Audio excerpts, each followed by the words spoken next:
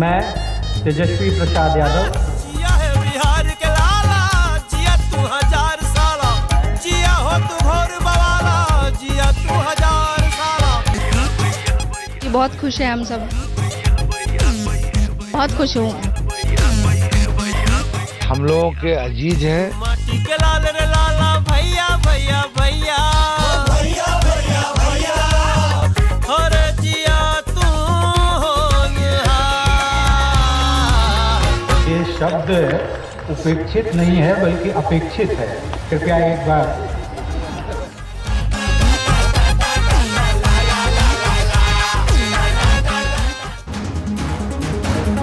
जी, तस्वीरें भी खिंच गई, शपथ ग्रहण समारोह भी हो गया, जनता लौट भी गई और गांधी मैदान ने इतिहास भी रच दिया।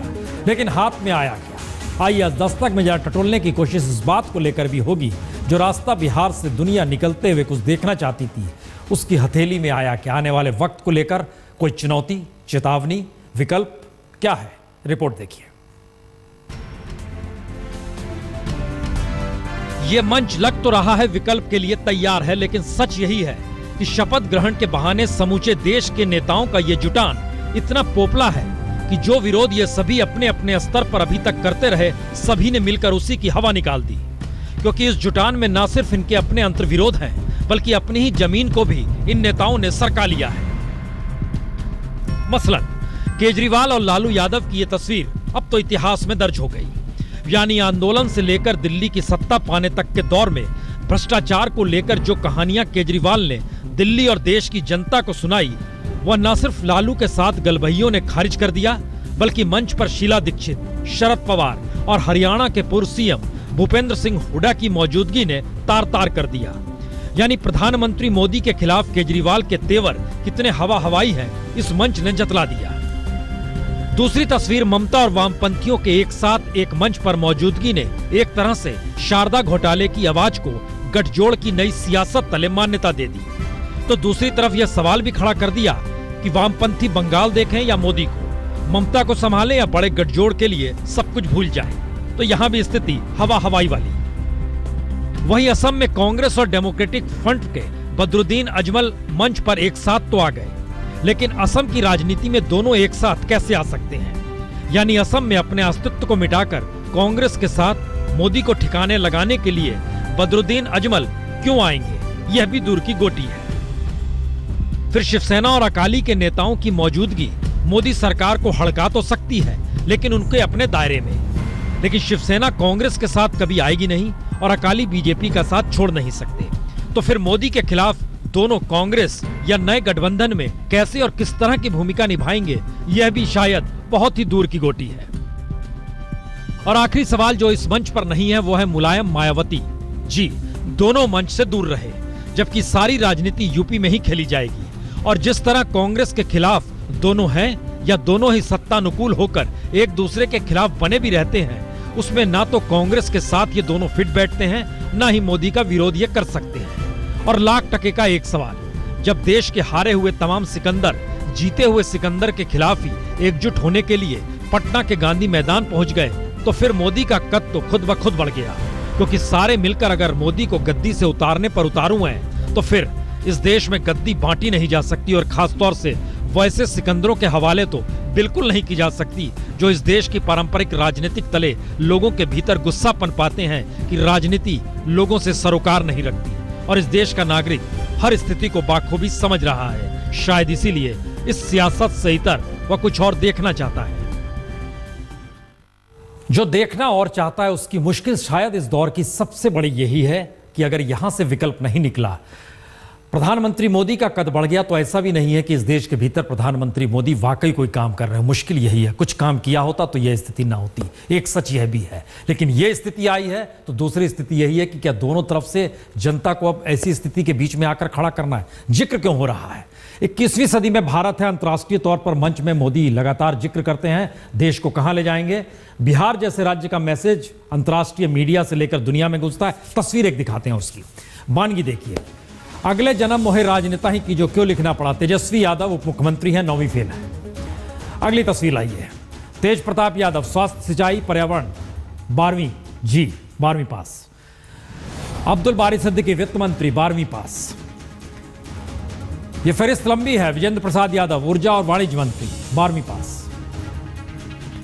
श्रवण कुमार ग्रामीण विकास 12वीं पास, कपिल देव कामत पंचायती राज 10वीं पास नहीं है, नॉन मैट्रिक है। अनीता देवी पर्यटन मंत्री 12वीं पास, राम विचारा राय कृषि मंत्री हैं 10वीं पास है।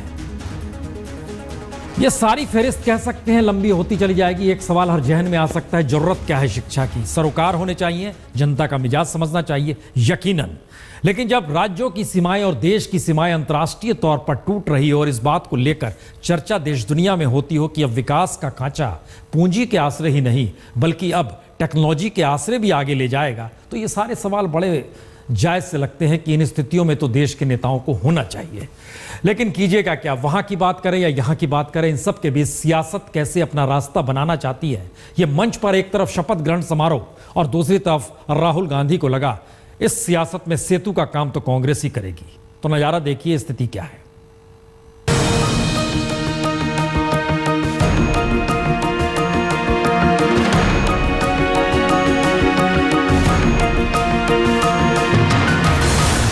राहुल गांधी का लालू प्रसाद यादव की तरफ हाथ बढ़ाना, राहुल गांधी का शपथ ग्रहण के बीच ही झटके से खड़े होकर अपने ही विरोधियों से लेकर भिन्न विचारधाराओं के नेताओं से भी मिलने में कोई कोताही नहीं बरतना, चाहे वो अकाली दल के नेता हों या फिर शिवसेना या फिर अरविंद केजरीवाल ही क्यों ना हो। यानी ना वक्त ना मौका हाथ से जाने देना और उसके बाद सड़क पर अपने अंदाज में बिहार के जनादेश को परिभाषित भी कर देना।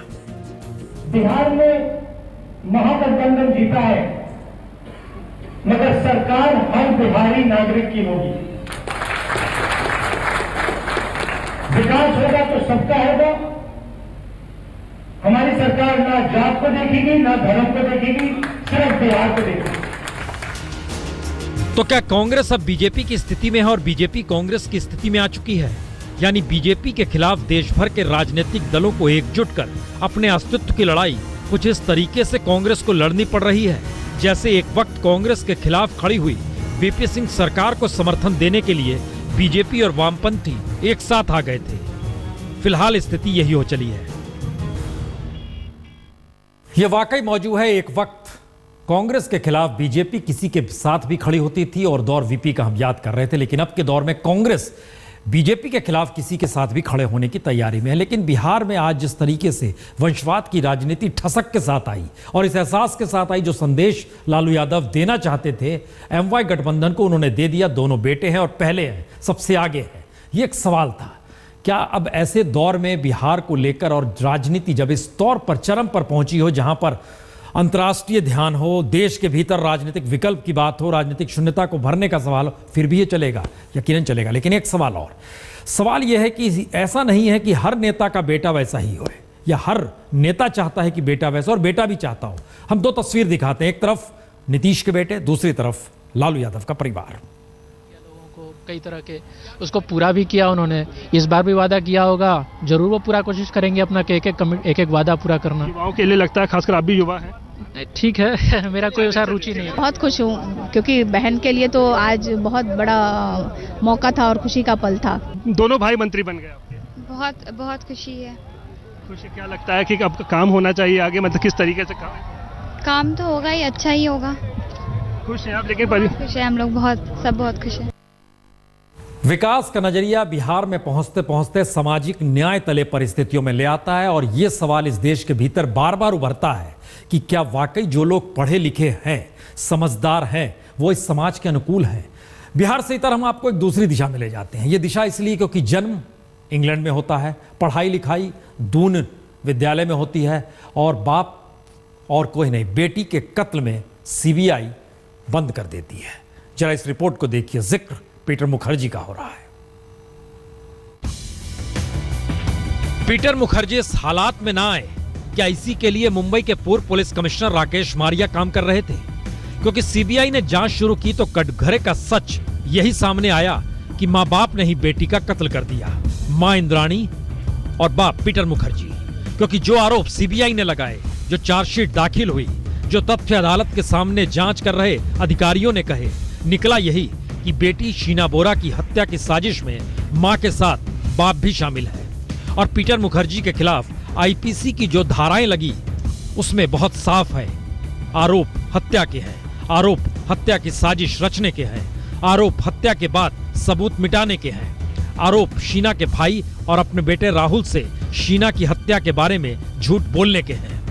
यानी 3 महीने पहले जिस तरह सिर्फ मां इंद्राणी ही बेटी की हत्यारन के तौर पर सामने आई और आरोपों के कटघरे में खड़ा किया गया, अब उस कटघरे में बाप पीटर मुखर्जी भी है।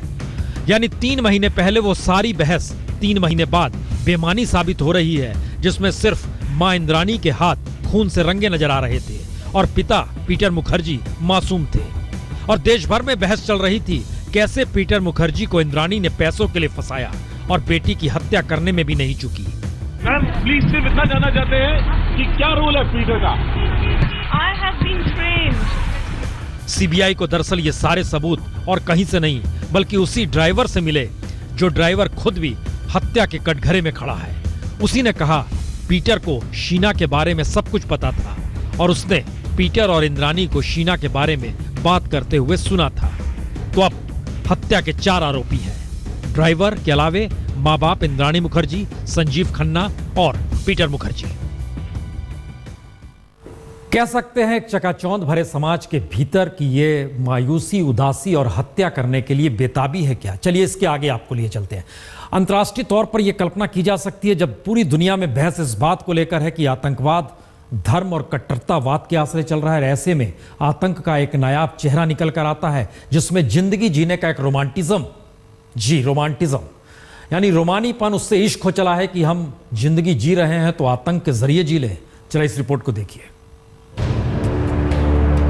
ये आईएस का वीडियो है, बिल्कुल फिल्मी अंदाज में। एक शख्स नमाज पढ़ता है, बम तैयार करता है, बम को कमर में बांधता है, जैकेट पहनता है और फिर सुसाइड बॉम्बर बनकर निकल पड़ता है टाइम्स स्क्वायर की तरफ। यानी धमकी का बिल्कुल फिल्मी अंदाज, और उसके बाद 2 टूक भी व्हाइट हाउस उड़ा देंगे।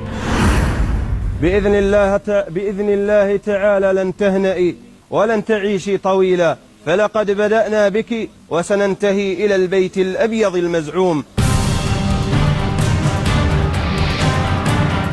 यानी जो अभी तक सिल्वर स्क्रीन पर आतंक की किस्सा गोई के आश्रय रेंगता रहा, उसे अपनी फिल्म दिखाकर मात दे रहा है आतंकवादी ही। और संयोग देखिए, जिस आईएस ने पेरिस पर हमला किया वो इतना खतरनाक था कि चर्चा इस बात को लेकर शुरू हो चुकी है कि पेरिस पर आतंकी हमले को लेकर बनी फिल्म मेड इन फ्रांस जो 18 नवंबर को रिलीज होनी थी वो नहीं हो सकी, क्योंकि फिल्म रिलीज होने से ऐन पहले हकीकत में पेरिस पर हमला हो गया। लेकिन उससे पहले जरा फिल्म के कटअवेज देखिए। Vous savez que maintenant vous êtes complice. Je peux vous garantir qu'en prison, quand les barbus sauront que vous avez trahi, ils vont pas vous rater. Alors vous allez continuer? Ça veut dire que j'ai pas le choix? Pourquoi est-ce que tu tiens tant à te battre? À vous qui donne les ordres. Une vague d'attentats va secouer toute la France.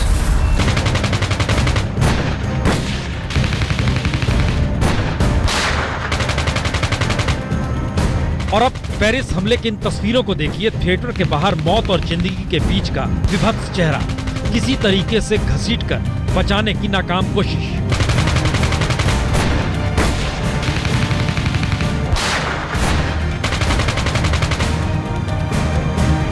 और उसके बाद जरा ये सोचना शुरू कीजिए कि film ज्यादा खतरनाक या फिर आतंक के चेहरा लिए हुए ये फिल्मी अंदाज। सवाल सिर्फ फिल्म और हमले के बीच की मिटती लकीर भर का भी नहीं है। सवाल तो फिल्म से कहीं ज्यादा आतंक को जीने का रोमांटिज्म भी हो चला है, क्योंकि ये तस्वीरें किसी फिल्म की नायिका की नहीं बल्कि पेरिस हमले के हमलावर की है। इसका नाम हंसना है। इसके लिए आतंक किसी धर्म या कट्टरता से नहीं जुड़ा है, बल्कि पश्चिमी सभ्यता में जीने का तरीका है आतंक, जहां जिंदा रहना मायने नहीं रखता। मायने रखता है कि जिंदा हैं तो जिंदगी गुजार कैसे रहे हैं। और शायद इसीलिए हमलावर हंसना के बारे में जो जानकारी निकल कर आई वो बेहद दिलचस्प है, क्योंकि मजहब में उसकी कोई दिलचस्पी नहीं। हंसना को शराब और पार्टी का बेहद शौक, दोस्तों के बीच काऊ गर्ल के नाम से मशहूर मेकअप का भी बहुत शौक। और जब पुलिस उस तक पहुंची तो उसने इसी अपार्टमेंट में खुद को उड़ा लिया।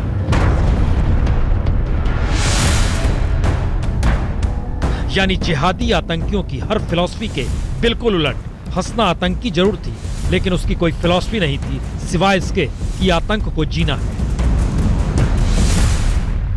शायद इसीलिए बार बार यह सवाल उठता है कि भारत जैसे देश में यहां की सांस्कृतिक विरासत को आपको सहेजना होगा और उसके जरिए विकास का रास्ता पकड़ना होगा। विकास की चकाचौंध पश्चिमी संस्कृति के लिहाज से देश को बांध नहीं सकती है। मसलन विदेशी निवेश आ जाए, मसलन इस देश में व्यवस्था पर कम भरोसा है लोगों को, सोना अगर उनके घर में है उस पर ज्यादा भरोसा। इस बात का जिक्र हम क्यों कर रहे हैं? सरकार ने सोना गिरवी रखाने के लिए एक पॉलिसी तय की। कल्पना कीजिए 13-14 दिन हो चले हैं, कितना सोना आया होगा सरकार के खजाने में? देखिए जरा रिपोर्ट। अरे और कुछ नहीं है तुम्हारे पास, तो बहू के पास जेवर तो है। यह है तो फिल्मी सीन, लेकिन इस देश का सच यही है, क्योंकि हिंदुस्तानी आबादी के लिए सोना ताकत है, सहारा भी है।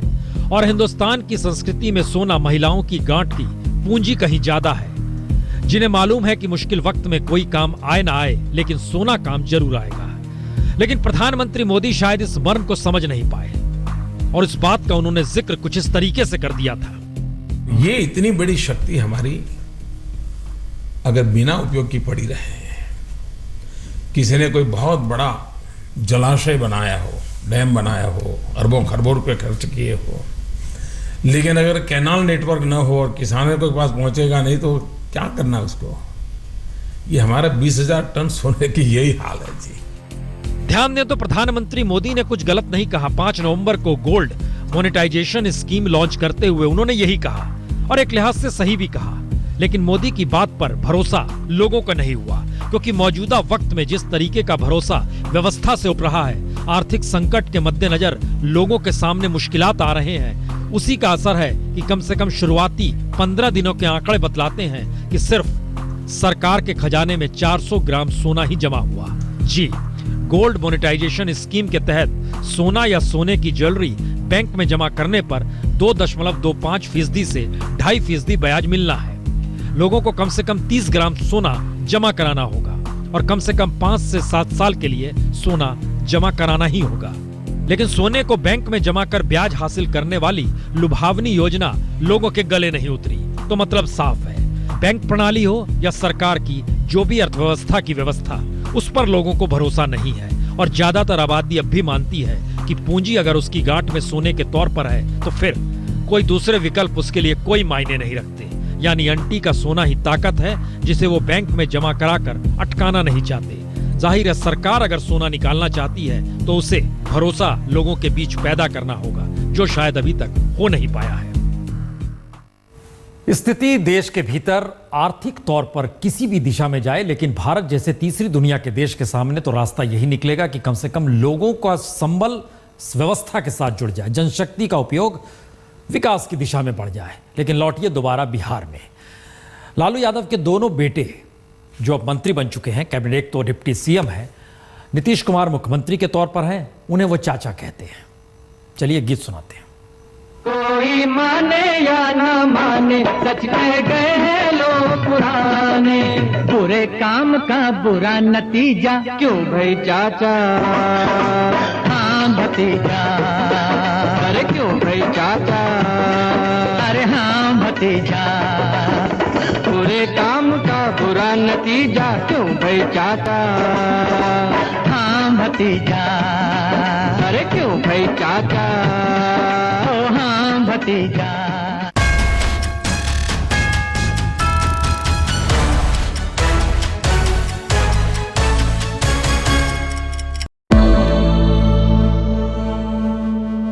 निसगम मनी पमग नी पमग सनी पमनी सपस। जहाँ तक याद आती रहेगी,